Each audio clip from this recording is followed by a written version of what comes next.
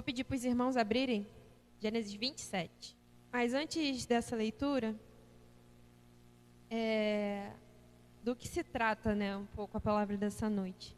A gente vai estar refletindo sobre dois personagens bíblicos, Jacó, que depois se torna Israel, e Pedro, o apóstolo. E foram personagens que me tocaram muito essa semana. E a gente vai tirar algumas coisas de algumas partes das histórias dele. E é impressionante como que Deus é presente, né? Ele era, ele há de vir, e ele não muda, e ele é fiel, ele é eterno, e ele cuida muito melhor do que se nós planejássemos nossa própria vida. E quem foi Jacó? Uma breve história. Antes disso, o tema da mensagem seria como temos nos apresentado diante de Deus.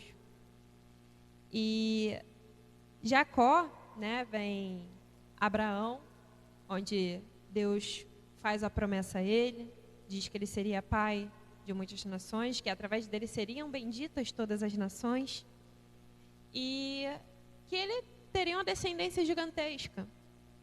E sua esposa era estéril. E aí vem o Senhor e diz que ela, apesar da... O que foi? Tu estava olhando para mim, para o microfone, eu achei que você queria falar alguma coisa. Ah, tá. Não, tá. Não. Achei que era alguma coisa do microfone. Mas amém. Amém. Então, Abraão, ele tinha essa promessa de que teria uma grande descendência, só que sua mulher, Sara, era estéril.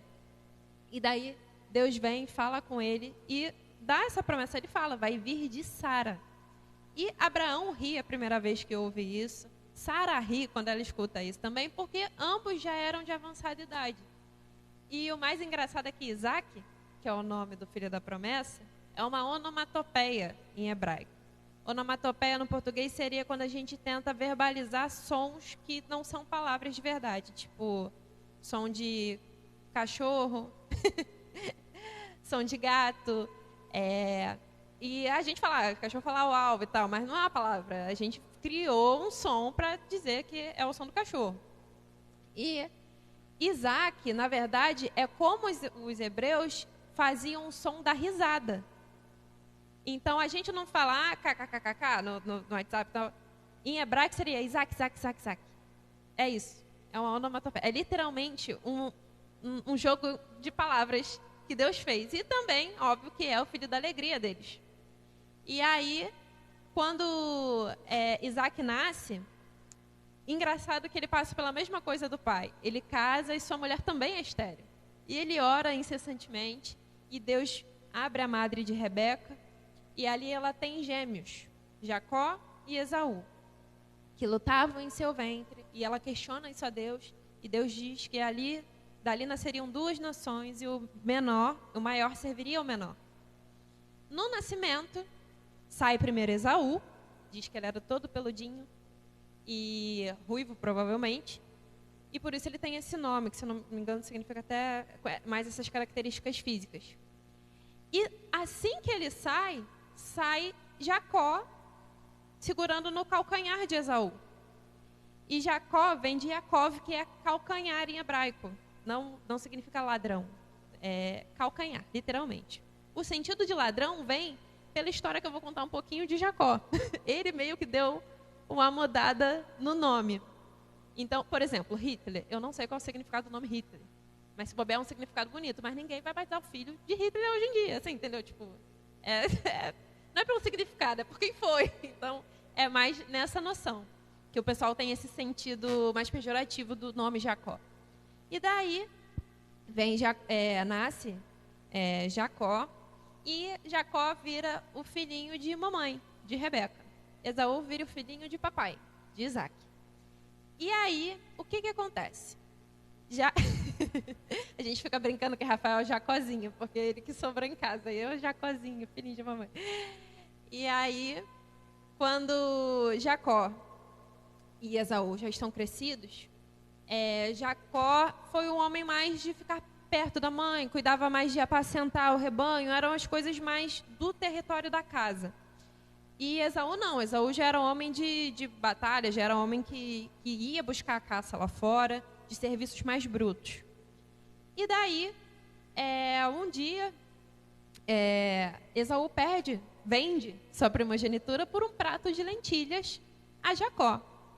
Ele estava esfomeado e tal, e pede de comer, e Jacó, muito sabidamente, fala, se você me der sua primogenitura, eu te dou. Por quê? Porque a primogenitura tinha muito valor jurídico na época. A herança do pai não era dividida igual entre os filhos. O primogênito levava tudo dobrado, você não levava tudo. Então, era muito interessante você ser o mais velho. E daí, Jacó faz esse negócio com Esaú. Esaú está morrendo de fome, tudo bem, toma o que você quiser, desmaiando de fome lá e troca a primogenitura. Errado os dois, um por menosprezar, o outro por roubar. Ponto aqui, Deus não esconde pecado de ninguém. E daí, passa-se algum tempo, Isaac começa a ficar, não começa, né? Ele já está bem mais velhinho e ele começa a ter dificuldade de enxergar as coisas. Eu julgo que ele esteja até literalmente cego, tipo quase 100%. E a palavra vai dizer que ele chega para Esaú e fala assim, meu filho, eis que eu já estou idoso, eu não sei qual vai ser o dia da minha morte, eu sinto que está perto. Então faz o seguinte, vai, caça um animal, volta, faz um guisado bem gostoso, bem temperado, do jeito que teu pai gosta e você sabe, para que eu coma antes de morrer e te abençoe. Essa bênção também era ministrada sobre o primogênito. Eu não sei, a palavra não diz que telefone sem fio foi esse, se a sopa de lentilha valeu ou não valeu, mas Isaac ia dar a bênção da primogenitura, ou seja, ia assinar no testamento que quem ficava com tudo ia ser Esaú. E daí Esaú, beleza, pai, vou lá caçar e já volto com o seu guisado para ganhar minha herança. E aí Rebeca escuta e corre para o filho Jacó e fala, olha, teu pai deu essa ordem para Esaú, para ele ir lá voltar e já receber a bênção, a herança. E aí ele falou, mas você vai receber no lugar dele. E de início é engraçado, porque Jacó fala, eu não vou não, porque senão, se meu pai descobrir, ele vai dizer que vai me amaldiçoar, ao invés de me abençoar. E a mãe fala, não, que a tua maldição cai sobre mim, pode ir, confia em mim e tal. E aí ela planeja tudo, e o que ela faz? Pede para Isaac pegar 2 cabritos do próprio rebanho. Isaac pede para Jacó pegar 2 cabritos do próprio rebanho. Ele traz para casa, ela cozinha, faz um guisado super gostoso, que ela fala que sabia como é que seu marido gostava. E quando e aí o Jacó fala, mas mãe, ele vai perceber que eu não sou Esaú. E aí ela muito astutamente fala, não tem problema. Ela pega uma roupa de Esaú, para que ele fique com o cheiro de Esaú. Pega pelo de carneiro para botar em cima das mãos de Jacó, porque Esaú era muito peludo e o pai não estava cego, perceber que era o filho pelo cheiro, pela voz e pelo toque. E aí vai Jacó, chega com guisado para o pai, todo disfarçado, e provavelmente tentou disfarçar a voz, né? E aí a gente vai abrir nessa leitura no capítulo 27 de Gênesis, e a gente vai ler a partir do versículo 18. Gênesis 27, 18. E foi ele, ou seja, foi Jacó, e disse, meu pai, e ele disse, eis-me aqui, quem és tu, meu filho? E Jacó disse a seu pai, eu sou Esaú. Primeira mentira. E eu sou Esaú, teu primogênito. Tenho feito como me disseste, levanta-te agora, assenta-te e come da minha caça, para que a tua alma me abençoe. Nem caça dele era, porque ele não foi caçar nada. Ele catou os cabritos do próprio pai. Então disse Isaac a seu filho, como é isto, que tão cedo a achaste, filho meu? Porque ele não mandou caçar, a gente caça demora, pode levar um dia, pode levar 2 dias. E o homem saiu, quando voltou já estava pronto o guisado.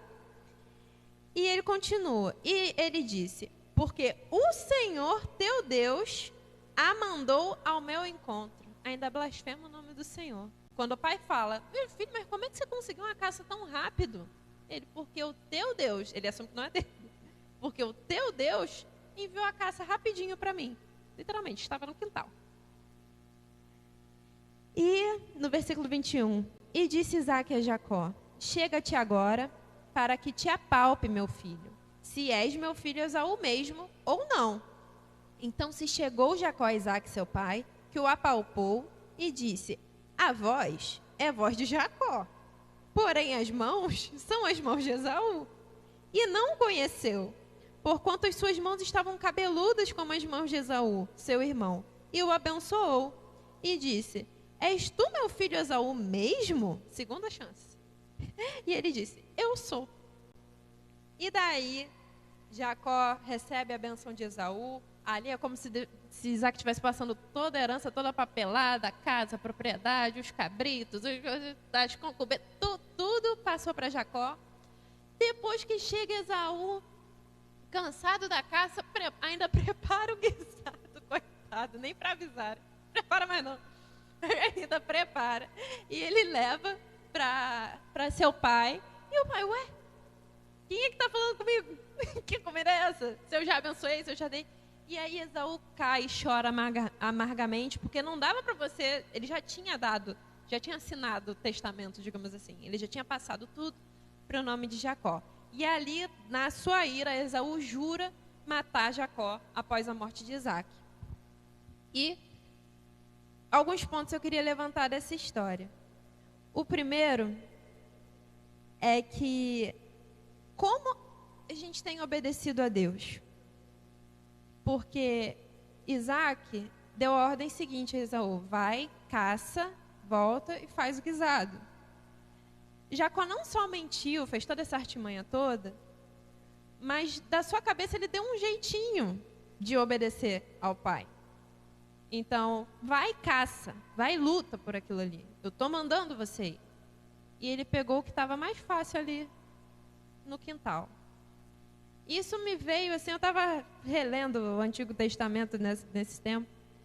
Isso me veio, nossa, quantas vezes a gente quer mudar o que Deus já falou para a gente. Ou a gente quer fazer a mesma coisa, mas de um jeito diferente, porque aí Deus não vai perceber que não é exatamente aquilo que Ele mandou a gente fazer. E isso é muito sério na vida do cristão.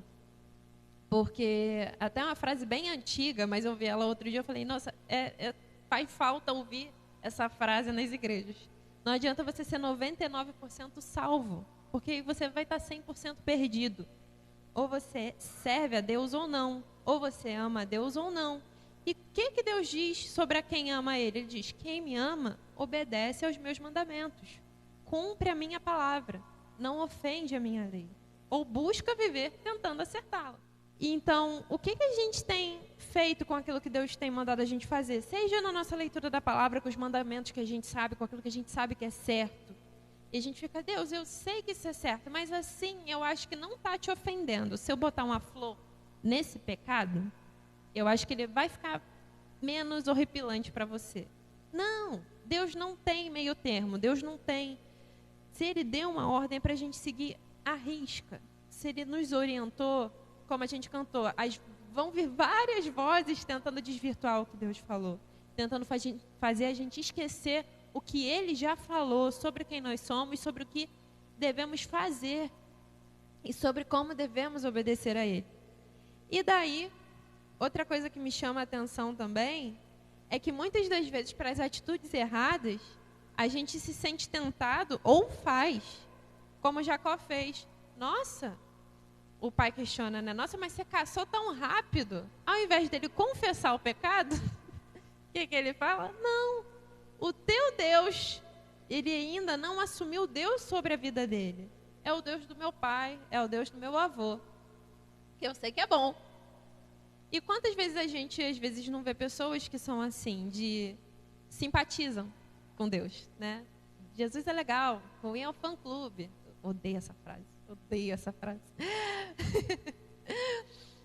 Mas nesse entendimento de que as pessoas admiram a Deus de um certo ponto, admiram aos que servem a Ele, mas o quanto realmente estão dispostas a ter uma aliança com Ele.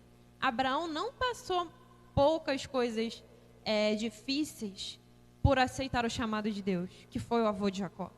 E, gente, imagina ele ouvir essa história do seu avô. Sabe que coisa legal? Assim, sabe? Ou de seu pai, a palavra não diz.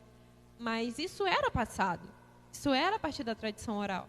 As maravilhas que Abraão viu, que Abraão viveu, e as dificuldades que Abraão teve que passar por ouvir o chamado de Deus, por obedecer à voz de Deus. Outro dia eu estava vendo o que era a cidade de Ur. Por quê? Nasce o povo de Deus na cidade de Ur. Não nasceu em Israel, não nasceu em Jerusalém. Abraão era da cidade de Ur dos caldeus, que é lá para perto das bandas do Iraque, bem, quase na Índia. E aí, o que era essa cidade? Essa cidade inventou só a escrita, a cerâmica, o sistema político, água encanada. Água encanada. E gente, ele estava muito melhor do que em São Paulo, que às vezes eu fazia comparação em São Paulo, né? Ele estava em Singapura. Tipo, ele estava num lugar de uma tecnologia, de uma qualidade de vida extraordinária. E lá ele não era pobre. Ele tinha sua família, tinha suas questões, mas ele vivia bem, digamos assim, ele e toda a sua família. E Deus manda ele sair de lá e ir para a terra que eu vou te mostrar. Só que Canaã já era habitada por um monte de povo estranho, a terra prometida no caso, já era no meio de um deserto, não tinha água encanada, ele teve que cavar sei lá quantos poços e ele tinha água encanada em casa. Mas como é mais precioso a gente obedecer a Deus, porque a gente não vê um palmo à nossa frente, mas o Senhor já havia determinado toda a promessa que viria sobre a vida de Abraão, toda a aliança, todo o galardão que viria sobre a descendência de Abraão, se ele se dispusesse a obedecer a Deus e a obedecer o chamado de Deus. Por mais que seja difícil da gente vislumbrar, falar, Deus, isso que você está mandando eu fazer não tem o menor sentido. Presta atenção. Um monte de gente pode vir falando que é a voz de Deus, que Deus está mandando te dizer, e não é a voz de Deus. Não é porque alguém te disse que você tem que fazer, por mais que não faça sentido. Primeira coisa que toda ordenança de Deus, provavelmente você não vai querer fazer, não é porque não faz sentido na palavra. É porque não faz sentido no teu coração pecador. Quantas vezes o que Deus fala pra gente vai lá e se retrata com fulano. Mas fulano que errou, Senhor. Você também não merece meu perdão. Vai lá, eu não mandei você ir. Mas na minha cabeça eu não vejo justificativa de eu sair do meu pódio, me rebaixar. A gente fala assim, né? Eu vou me rebaixar fulano. Aí lá, ia pedir perdão. Vai. Ah, mas tu vai. E é nessas horas que são essas coisas difíceis que Deus manda a gente fazer, que destrói o nosso ego, que destrói o nosso orgulho, mas é para exaltação do nome dele. Que aos olhos humanos, muita gente vai falar, gente, mas não faz sentido. Poxa, Ana é uma pessoa tão boa, por que ela está pedindo perdão para os outros? Ela nem estava errada naquela discussão, eu vi aquela discussão aquele dia, ela nem estava errada. Por quê? Porque ela entendeu o chamado dela. Ela entendeu que ela precisa distribuir o perdão de Cristo sobre a vida das pessoas, para que ela também seja perdoada, porque ela não é santa. E muitas das vezes Deus, viver o Evangelho é essa loucura, é essa coisa desafiadora, é loucura para o mundo mesmo, porque a gente vai totalmente na contramão.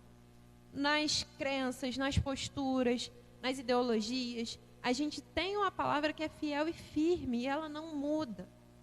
E vai vir tudo para cima da gente para tentar deixar a gente confuso, com várias vozes, tentando fazer a gente se desvirtuar daquilo ali. E se a gente começar a confiar demais na gente, a gente vai fazer igual Jacó. Não, Deus falou, mas eu fiz o guisado para o meu pai, mas não foi na caça, não era você, não era do cabrito dele, ele queria que fosse Esaú e queria que fosse da caça, lá da floresta. Mas eu dei o guisado. E Deus vai falar, mas não é isso que eu quero. É esse tipo de pessoa que vai chegar lá na glória, em que Deus nos guarde para que não seja a gente, vai falar, mas Senhor, eu expulsei demônios no teu nome. Ele, mas eu não tenho parte com você, eu não te conheço. Porque usou o meu nome em vão, até como Jacó fez. O teu Deus me ajudou. Esaú, a gente vai ver várias passagens parecidas com essa. O rei Esaú fez a mesma coisa lá quando ele reinava Israel. Mas daí, prosseguindo aqui na palavra, que acontece? Esaú planejou, né, se vingar de Jacó e fala, eu vou matar esse garoto, assim que meu pai morrer. E daí, quando Rebeca escuta isso, ela convence seu marido a despachar Jacó para Padã Arã, que é perto lá de Ur dos Caldeus, de onde ela ainda tinha alguns parentes. Por quê? Para salvar a vida de Jacó. Ela falou, meu marido está perto de morrer, se Jacó estiver aqui, Esaú vai matar ele e acabou. E daí, quando o Jacó vai, qual é a desculpa? Ele está indo para buscar esposas, né, para casar com quem é de sua própria família. Era um costume da época. E daí ele vai. Quando ele está indo, ele tem um encontro com Deus. Quando ele chega num lugar chamado Luz, e ele acha uma pedra ali, e ele faz dela travesseiro. E no sonho ele vê uma escada da terra aos céus, com os anjos subindo e descendo. E ele acorda assustado com aquilo, e ele fala, nossa, eu não sabia que Deus estava nesse lugar. E daí ele começa a ter uma percepção diferente do Deus de seu pai, de seus avós. E ele começa a ver como esse Deus é mais palpável para ele também. E ali Deus começa a trabalhar no coração de Jacó. E aí ele batiza aquele lugar, né, que se chamava Luz, para Betel, que significa casa de Deus. E aí ele prossegue. E é muito interessante essa passagem, uma curiosidade, que a gente nunca pode esquecer. Tem a Margot que gosta quando eu falo isso. Tem uma linha, já até esqueci o nome da cor. Tem um fio de escarlate. Até eu esqueci. Tem uma linha vermelhinha que vai de Gênesis a Apocalipse, que é a representação de Cristo. Cristo é representado, ele é mencionado, ele é prenunciado no Antigo Testamento.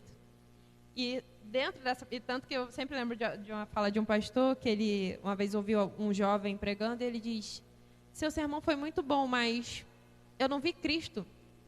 Você não falou de Cristo em nenhum momento." E ele: "Mas você está falando do Antigo Testamento." Ele falou: "Mas toda palavra é Cristo. Não tem como a gente não trazer ele à tona. O culto não é completo se a gente não traz ele à tona." E nessa palavra a gente vê que Jacó descansa na rocha, como nós fazemos hoje, como a gente cantou aqui, né? Cristo é a rocha que a igreja está fundada, que a igreja está consolidada. E a igreja é o corpo de Cristo, mas somos nós individualmente também. É nessa rocha que nós descansamos, seguros. E quem não confia nessa rocha é pedra de tropeço, é pedra de escândalo. Porque no juízo, vão ver, nossa, a pedra rejeitada, que era Cristo Jesus, era fundamento da fundição da casa de Deus. E Jacó segue seu caminho. Antes disso, essa imagem que ele vê da escada, né, da terra aos céus, com os anjos subindo e descendo, lá nos evangelhos, Jesus se mostra sendo essa escada. É lindo demais. Ele é o nosso único mediador. Ele é o que nos trouxe o acesso ao Pai. É o que ligou o céu à terra. É o que rasgou os véus e nos permite ter acesso a Deus hoje. E ali ele já estava se apresentando a Jacó. Jacó fala: "Eu só não sabia que você estava aqui." E como foi a nossa vida toda assim, né? Até o momento que a gente se depara que Deus, eu não sabia que você estava aqui. E a gente começa a viver para Ele, a ter uma vida diferente, porque a gente percebe que Deus está conosco. Quer dizer que antes de eu me converter ele não estava? Não, ele já estava. Eu só não percebi. E assim Jacó segue a sua jornada.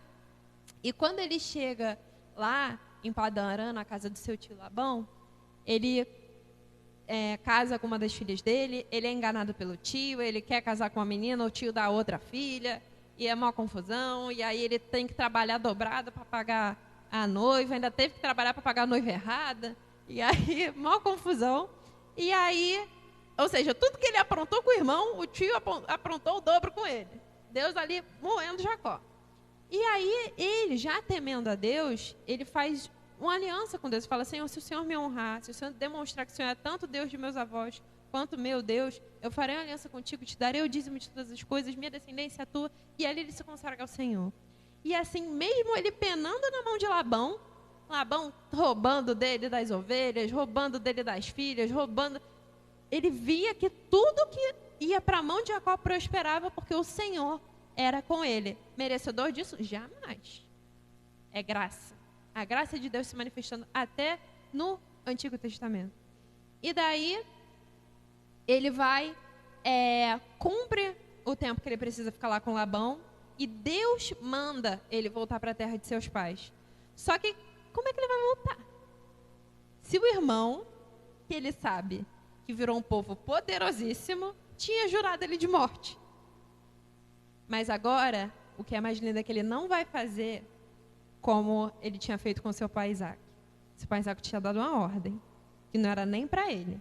Ele não só foi tentar cumprir, roubando o lugar de seu irmão, como ainda cumpriu tudo errado. Mas agora ele ouve diligentemente a voz de Deus. Um homem transformado. Ainda em transformação, porque a gente vai chegar no ápice da transformação.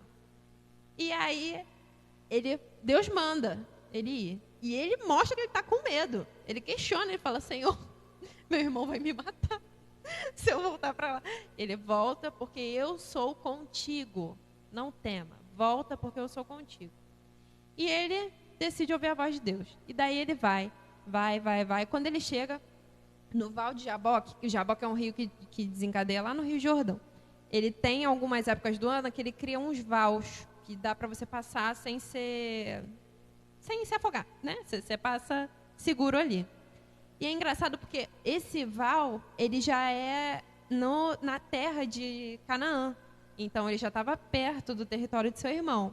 E o que ele faz? Ele confia em Deus, que Deus falou, vai, eu sou contigo, vai ficar tudo bem. Mas ele fala, vou mandar presente. Ele manda 800 cabeças de gado, manda um monte de ouro, manda um monte de coisa. E manda um mensageiro e fala para Esaú que sou eu estou pedindo desculpa, tá bom? Eu me arrependo. Então toma aí, metade do dinheiro que ele tinha, ele deu para Esaú naquela hora. E daí o mensageiro volta dizendo só o seguinte, Esaú está vindo com o seu exército grandioso. Não disse se era para bem, se era para mal, se ele tinha me perdoado, se ele estava com raiva, não disse nada. E aí, Jacó vai, a gente acredita que naquela noite ele se despediu da sua família. Tipo assim, gente, olha, vamos conversar aqui, tá? Eu amo vocês. José teria 6 anos nessa época. E, gente, eu amo vocês, então foi muito bom. Raquel vai ter um filho teu, tá bom? Deus cumpriu essa parte da promessa, agora eu não sei o que vai ser da gente. E aí ele manda, safado. Por quê? Perdão. Nossa irmã em Cristo, espero encontrar lá. E aí, por que ele faz? Uma das esposas, ele não gostava dela. Que acabou que foi a mais honrada. Porque Deus tem essas escolhas, né? Pelos oprimidos. E aí dela vem a linhagem de Davi, que foi Lia, que foi mãe de Judá. Então, da tribo de Judá, que vem da descendência de Davi, que vem Jesus. E aí, não foi de Raquel, a esposa amada. Só que como Jacó não dava bola para Lia, nem para seus 6 filhos, não lembro agora todo quanto ela deu, ele manda ela na frente, com os filhos na frente, e Raquel para trás. Porque se vier Esaú para me atacar, para vir matar, vão esses primeiro, dá tempo de eu pegar os que eu amo, sabe, e ir embora. Então, sem vergonha. Por isso que eu estou falando, Deus ainda estava num processo com ele. A gente é assim, gente. A gente só vai estar na estatura perfeita de Cristo quando a gente morrer. Mas Deus vai nos amadurecendo ao longo do tempo, Ele vai nos tratando. E daí, ele já estava assim, né? Mas eu vou porque Deus mandou eu ir. E naquela noite, ele manda passar a sua família. E aí, fala que vem... A gente acredita que ele...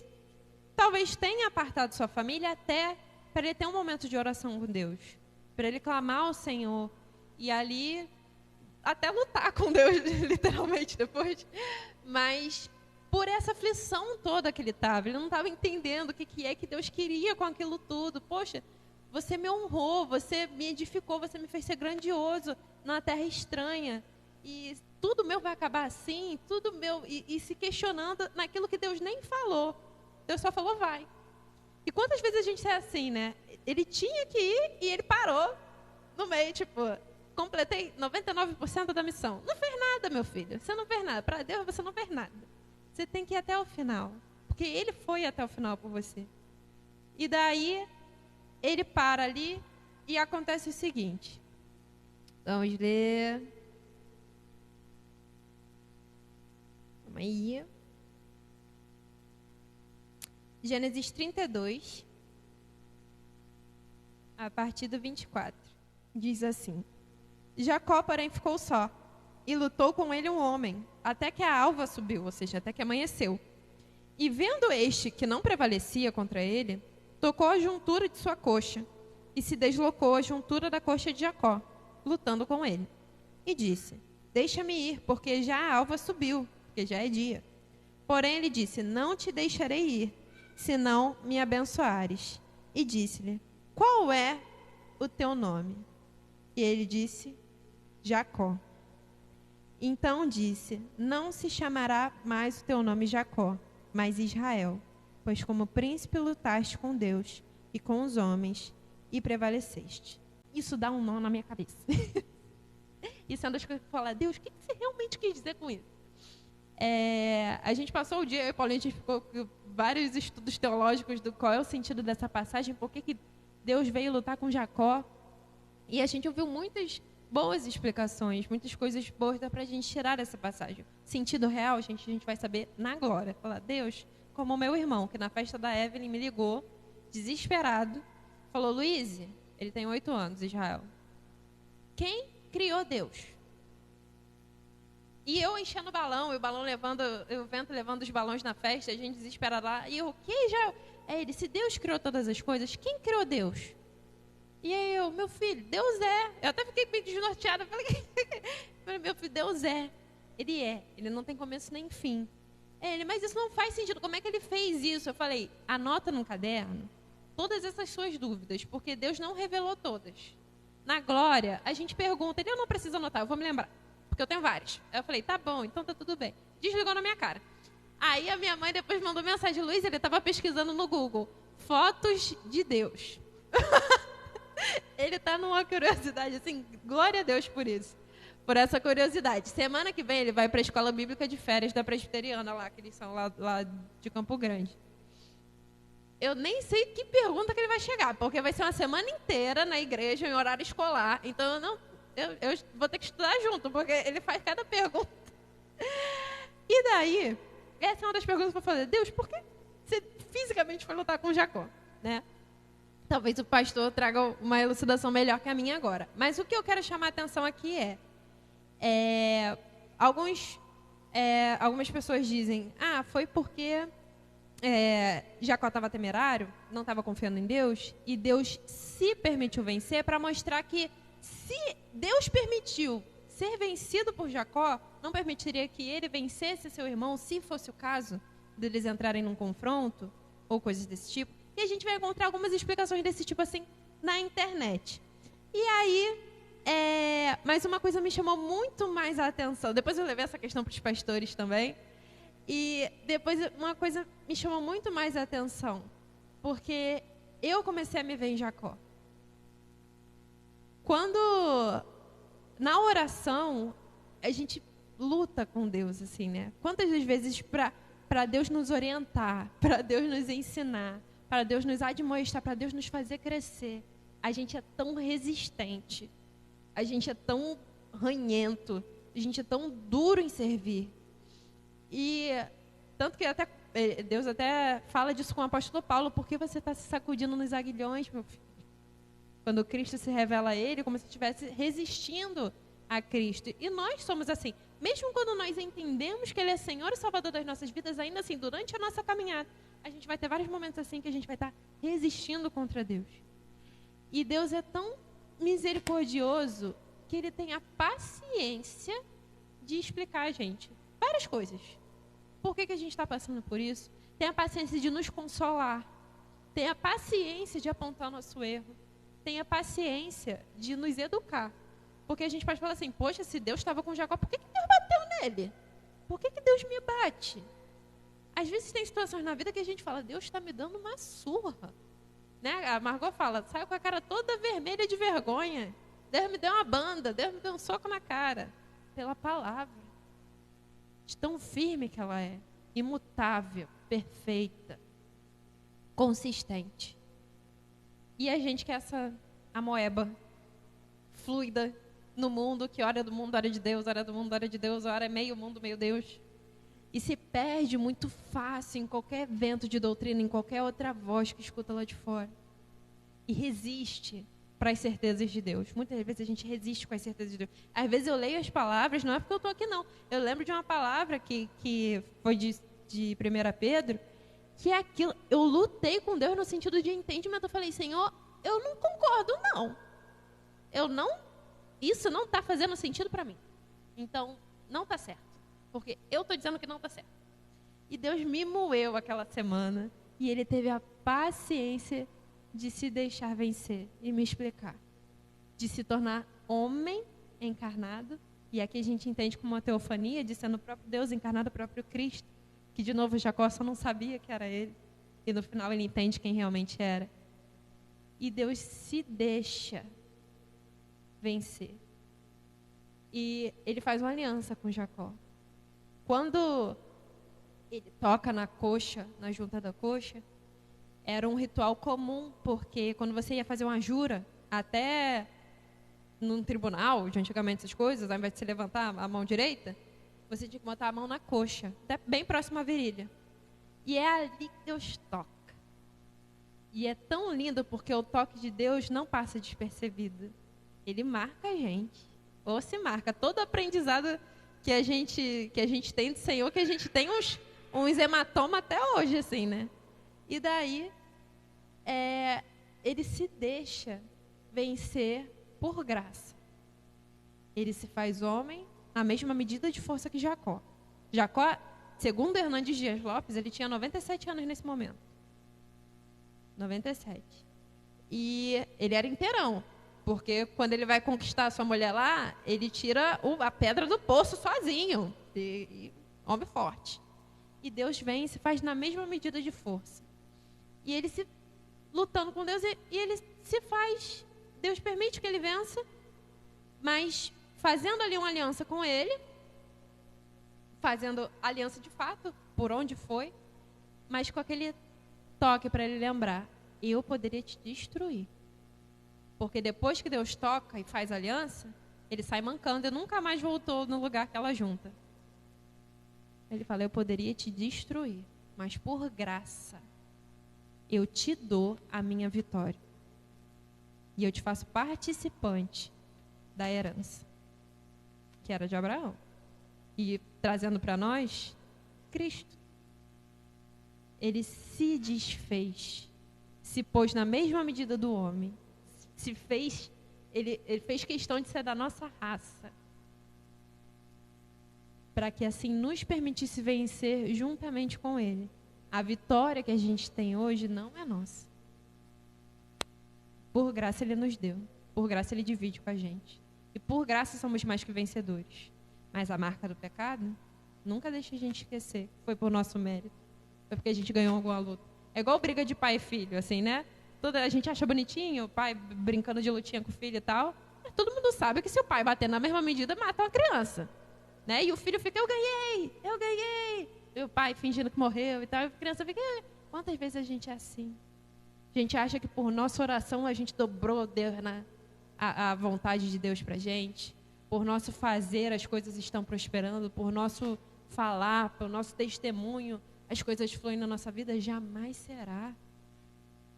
Ele se permitiu, ele fez questão de nos dar a vitória que a gente não merecia ter. Nos dá o amor que a gente não merecia ter. E como que a gente adquire essa vitória? Como ele fez com Jacó. Ele chega e fala, qual é o seu nome? Eu sou Luísa, pecadora, miserável.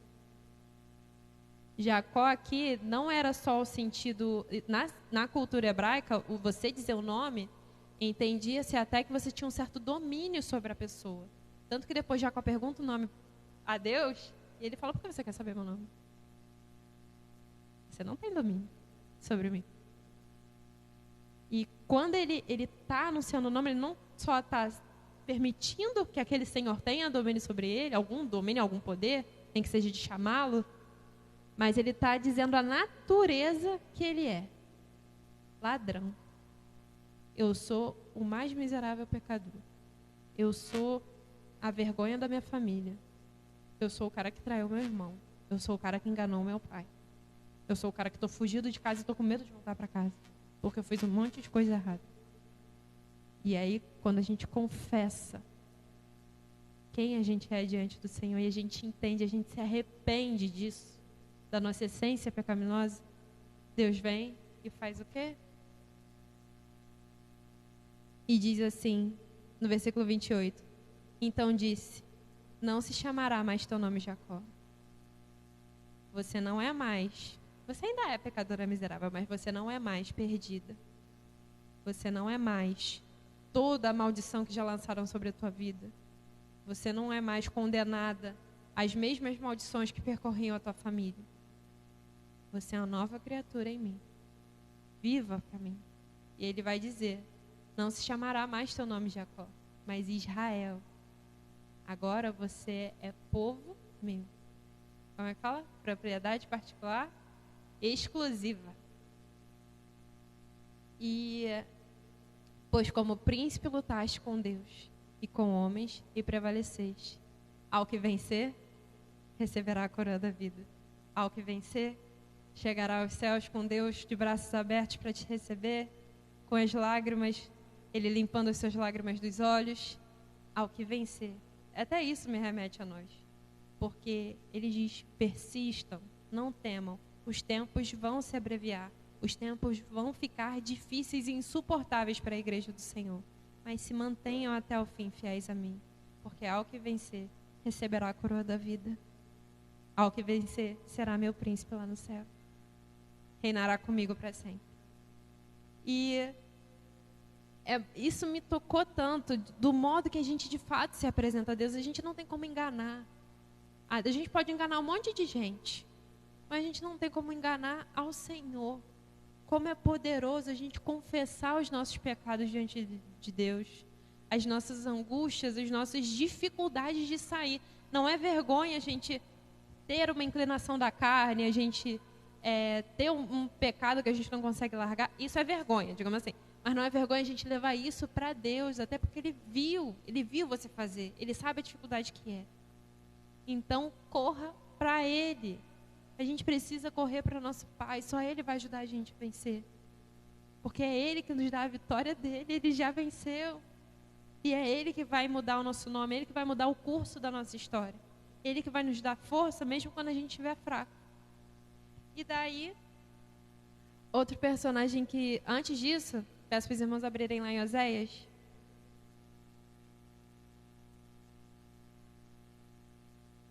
Oséias 12. A partir do versículo 3. Que é só um resumo disso. Acho que eu acho muito lindo, que diz assim: no ventre pegou do calcanhar, falando de Jacó, de seu irmão. E na sua força lutou com Deus. Lutou com o anjo e prevaleceu. Chorou e lhe suplicou. Em outras versões tem, ele pediu misericórdia. Em Betel achou e ali falou conosco. A bênção a um foi bendizeu todas as nações, como Deus falou que seria. E é muito lindo porque fala, e Jacó clamou por misericórdia. Ele não só falou, quando Deus questiona, quem é você? Eu sou o mais miserável dos homens. Me ajuda. Sem você eu não consigo me salvar. Sem você eu não consigo fazer nada na minha vida. Mas em você eu sou mais do que vencedor. Essa é a oração que a gente precisa ter com o Senhor. A gente nunca pode esquecer de onde Deus nos tirou. Mas a gente também não pode esquecer que Deus nos transformou em outra coisa. A gente precisa tirar as crises da nossa cabeça de, mas se eu voltar... E se a Ana trouxe até uma palavra disso, às vezes pode parecer que é retrocesso, quando Deus nos manda retratar coisas do passado. É cura, gente, é edificação, é avanço.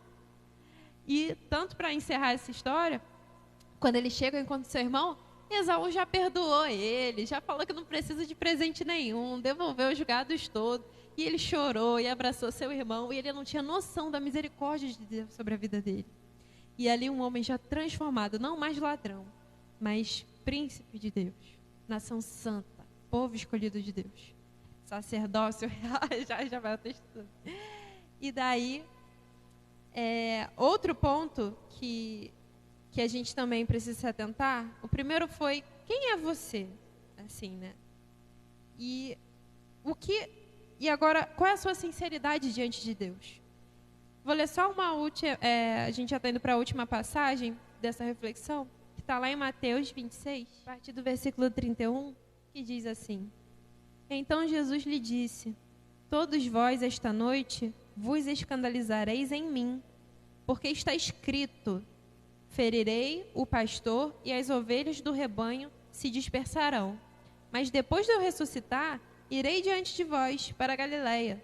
Mas Pedro respondendo disse-lhe: Ainda que todos se escandalizem de ti, eu nunca me escandalizarei. Disse-lhe Jesus: Em verdade te digo que nesta mesma noite, antes que o galo cante, 3 vezes me negarás. Disse-lhe Pedro: Ainda que me seja mister morrer contigo, não te negarei.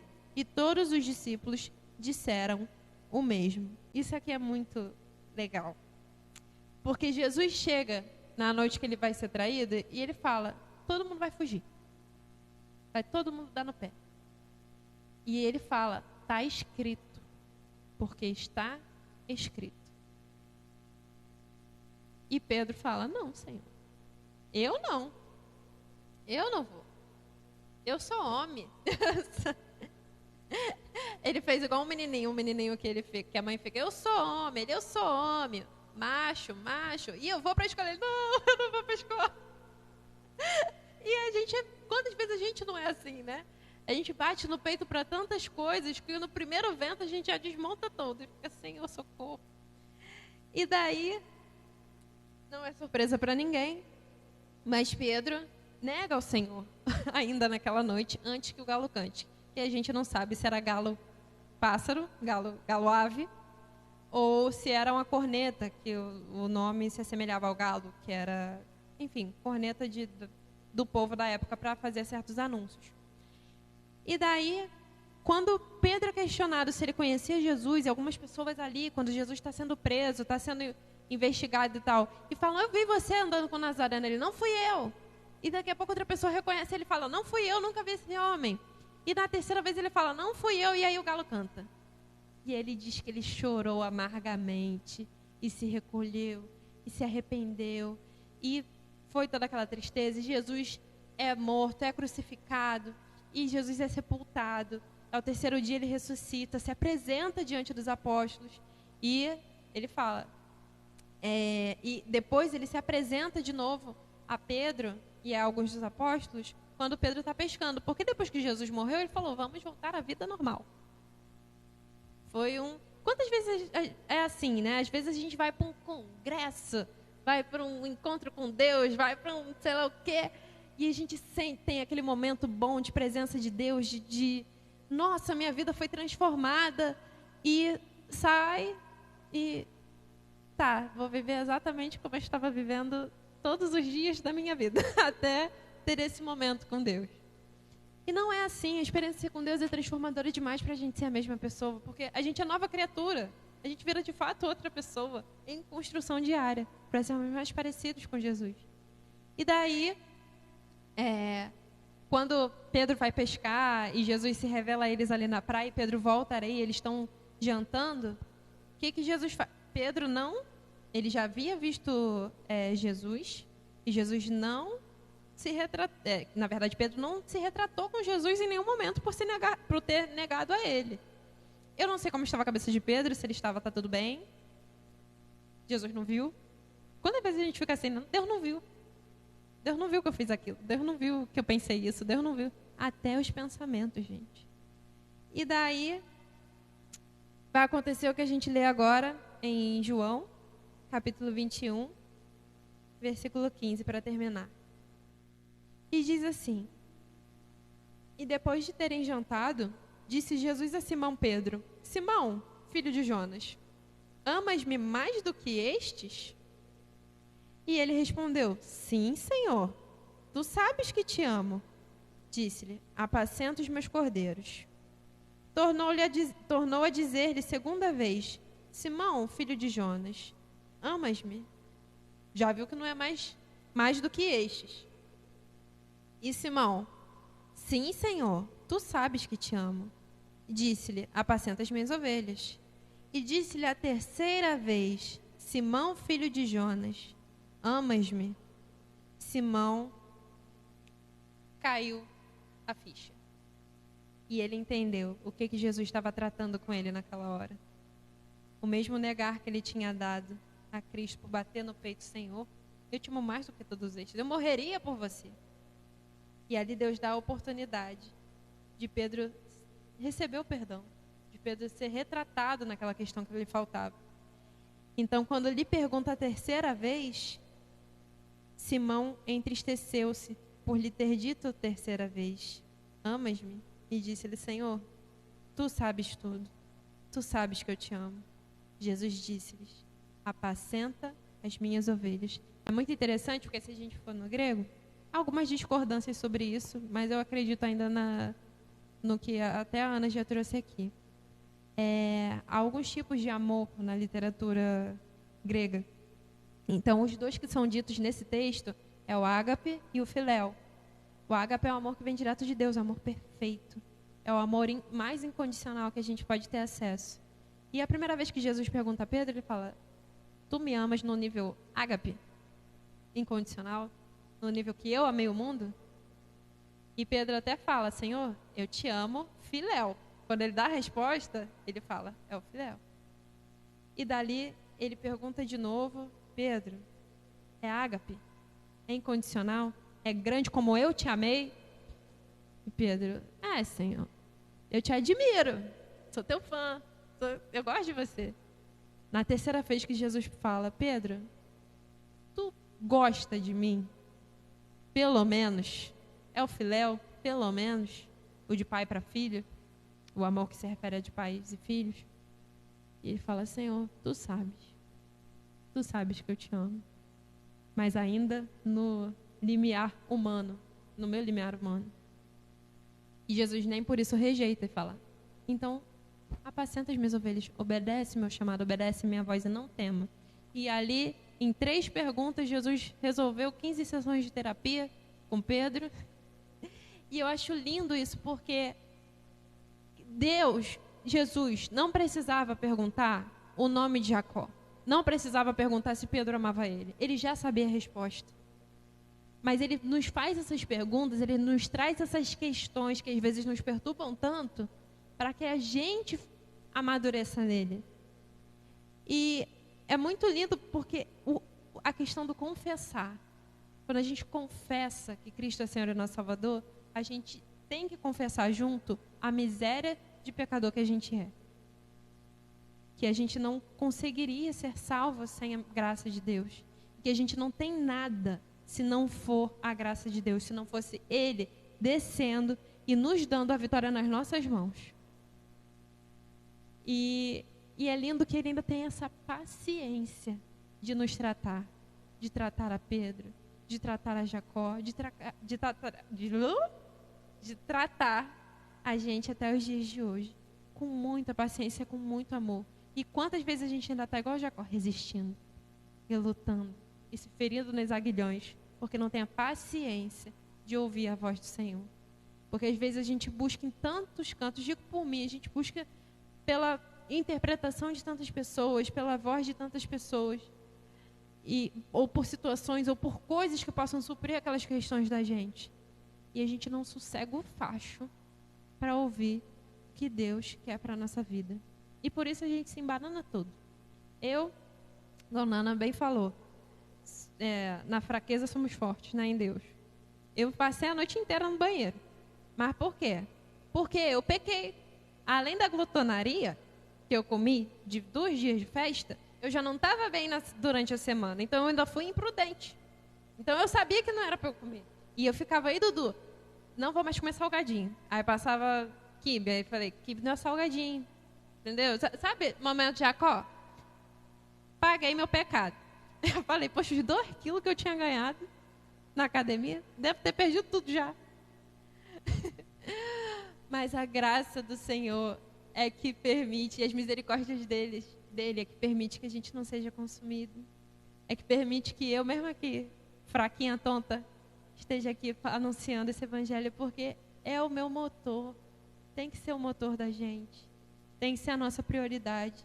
Tem que ser o que nos dá ânimo. Tem que ser o que nos dá alegria. como foi da Evelyn, de anunciar o evangelho numa data tão legal, de compartilhar quando há chance de compartilhar, de não priorizar nada além disso.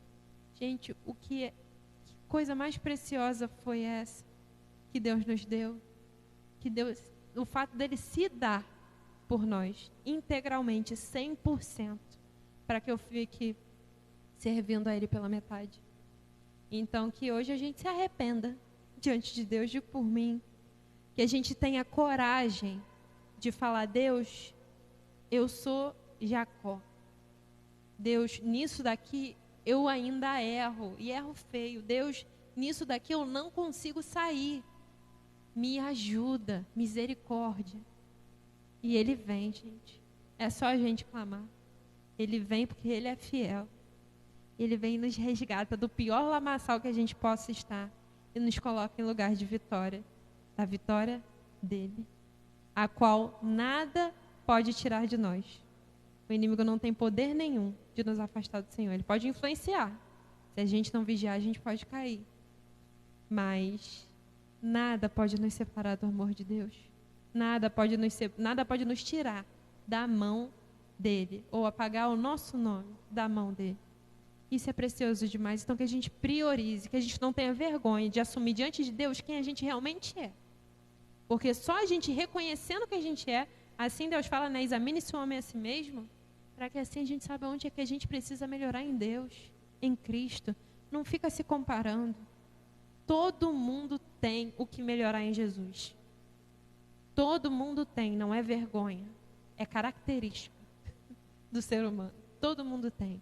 Então que a gente tenha a humildade de pedir forças ao Senhor para aquilo que a gente não consegue vencer. Amém?